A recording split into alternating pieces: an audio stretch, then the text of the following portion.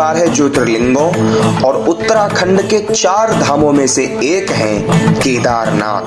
भगवान कृष्ण के आवाहन पर ब्रज भूमि पर प्रकटे उन्हीं उत्तराखंड वाले केदारनाथ के दर्शन करने के लिए न तो आपको किसी बड़ी प्राकृतिक आपदा का सामना करना पड़ेगा और न ही किसी त्रासदी का। कामा से डीग की तरफ चलने पर विलोंद गांव से होते हुए रास्ता केदारनाथ की ओर जाता है। इससे पहले हमने आपको आदि बद्री के भी दर्शन कराए, बद्रीनाथ के भी दर्शन कराए, लेकिन जहां बद्री हो वहां केदार ना हो, ऐसा कैसे हो सकता है। अब यहां से हम अपनी जो पैदल यात्रा है उसको शुरू करेंगे। थोड़ी सी ऊंचाई पर मंदिर केदारनाथ का बना हुआ है, जैसे कि आपको सीढ़ियां नजर आ रही होंगी। हमारे साथ यहाँ पर श्रद्धालु मौजूद है। आपको कितने दिन हो गए यहाँ पर?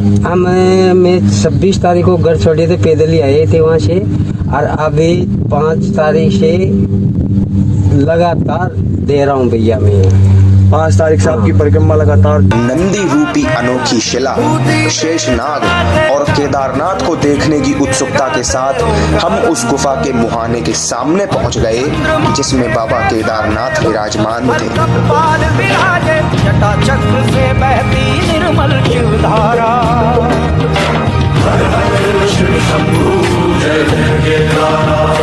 और एक बहुत ही दिलचस्प चीज मैं अब आपको दिखाना चाहता हूं कि यहाँ पर शिवलिंग जो है ये इस शिला के नीचे है, और ये जो शिला आपको नजर आ रही है ये शिला एक नंदी के रूप में ये शिला है, और इसको मैं आपको पीछे से चल करके दिखाऊंगा एक बार। और एक उसी तरह का एक फॉर्मेशन, एक जैसे कान के फॉर्म होता है, जिस तरह से कान होता है किसी बैल का, तो ये पूरा उस तरीके का फॉर्मेशन है। तो ये शिला पूरी नंदी के एक स्वरूप को याद दिलाती हुई शिला यहाँ पर मौजूद है, और ये प्राकृतिक है।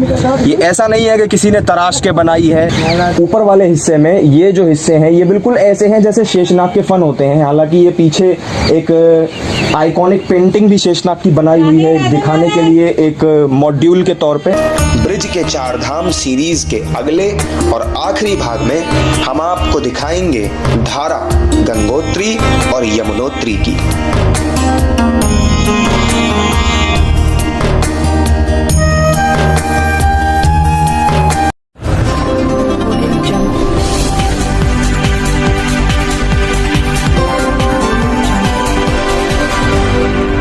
वीडियो के नीचे दिए हुए इस लाल रंग के सब्सक्राइब बटन को दबाकर #TV से जरूर जुड़ें और साथ में दबाएं ये बेल आइकन, जिससे कि आपको हमारी हर नई वीडियो का नोटिफिकेशन मिलता रहे।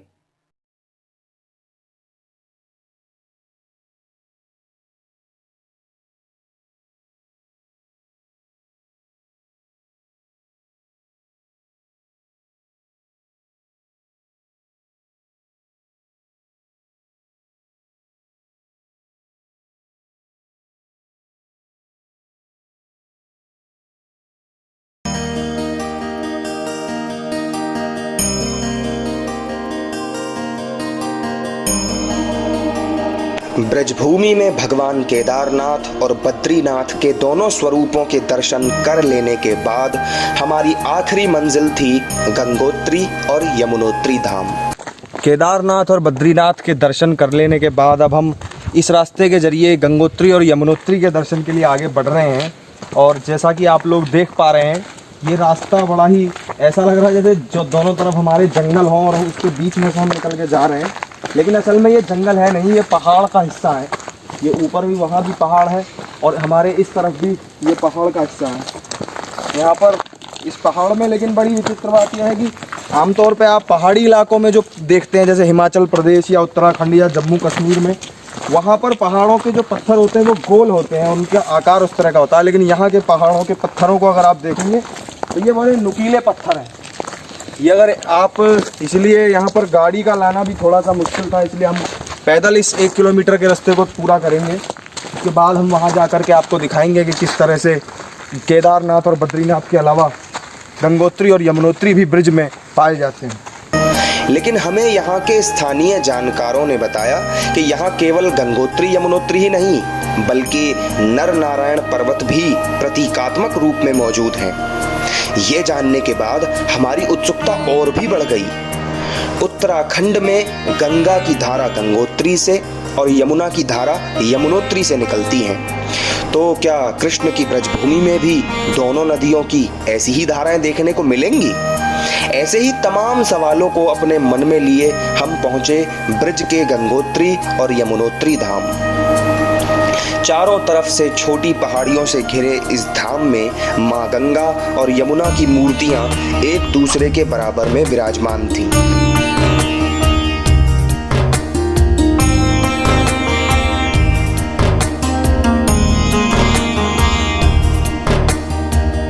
ये धाम नर नारायण पर्वत के बीच में और गणेश पर्वत के सामने मौजूद था। हम जैसे अगर देखना चाहें कि जैसे यहाँ पर गंगोत्री जो है वो कहाँ हैं, किस रूप में है, और नर नारायण पर्वत भी बताए जाते हैं, तो वो किन रूपों में है, कहाँ कहाँ, जैसे अगर आप मुझे समझा पाएँ थोड़ा। देखो ये तो नर पर्वत है, ये जो सामने ये वाला जो है ये नर पर्वत, ये नर पर्वत है। ये आप लोग देख सकते हैं अपने सामने, ये हाँ ये नर पर्वत, ये जिधर की तरफ मैं इशारा कर रहा हूँ ये नर पर्वत हो गए। ये नारायण है, ये इधर नारायण पर्वत है, उनके आमने सामने बने हुए हैं दोनों। हाँ नारायण। तो ये इधर नारायण पर्वत हो गए, बीच में ये गणेश पर्वत है, देखो ये गणेश पर्वत है। तो ये आप देख सकते हैं गणेश पर्वत बिल्कुल ऐसी ही इसकी आकृति है जैसे कि गणेश जी के मुख की होती है। जैसे गणेश जी का मुंह होता है, ठीक उसी तरह की आकृति आप ऊपर से लेकर के और नीचे तक इस पर्वत को देख सकते हैं। बीच में ये जैसे सूंड निकली होती है उस तरह से है, और ऊपर से जैसे गणेश जी का माथा होता है, ये कुछ कुछ उसी तरह की आकृति है। तो आप खुद देख करके इससे अंदाज़ा लगा सकते हैं, अपने दिमाग में एक छवि बना सकते हैं। ये गंगोत्री जी की धारा है, ये इधर से जो बह रही है गंगोत्री जी, ये धारा, हाँ ऊपर से आ रही है जो गंगोत्री जी है, इधर अलकनंदा है। तो ये वाली जो बीच में धारा आ रही है, हाँ नहीं बीच में नहीं, ये घूम कर आ रही है, ये घूम के जो ऐसे जा रही है, हाँ ये गंगोत्री वाली धारा हो गई। हाँ और वो जो उधर से वो जो आ रही है ऊपर से, हाँ वो यमुनोत्री है। और यहाँ पे ये ऐसे ये तो संगम हो जाएगा दोनों का। हो जाएगा।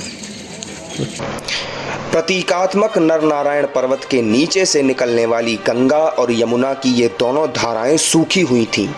इस बारे में सवाल पूछे जाने पर धाम के महंत ने बताया कि इन धाराओं में साल के 12 महीने नहीं बल्कि केवल मॉनसून के दौरान बारिश के मौसम में पानी आता है। यहाँ आसपास और भी कई पहाड़ियाँ हैं, लेकिन इस तरह की जलधाराएं केवल इसी धाम के पास देखने को मिलती हैं। बारिश का पानी हर साल गंगा और यमुना की इन धाराओं में पर्वत के ऊपर से बहकर आता है और इनकी सीमा लांघे बिना नीचे आपस में संगम करते हुए बहकर निकल जाता है। ये प्रक्रिया इसलिए खास बन जाती है क्योंकि यहाँ दूसरे किसी भी पर्वत पर बारिश के पानी से बहाव होने की वजह से ऐसी कोई भी धाराएं नहीं बनी हैं। उत्तराखंड के 4 धाम और कृष्ण की ब्रजभूमि के 4 धामों में कई समानताएं भी हैं और कई अंतर भी हैं, लेकिन इन धामों के प्रति लोगों में श्रद्धा एक समान है। गंगोत्री और यमुनोत्री धाम के दर्शन कर लेने के बाद ब्रजभूमि के 4 धामों की हमारी यात्रा का एक सुखद अंत हुआ। मुझे उम्मीद है कि आपको ब्रज के इन 4 धामों के दर्शन कराने वाली हमारी ये सीरीज जरूर पसंद आई होगी। #TV के लिए प्रशांत भारद्वाज की रिपोर्ट।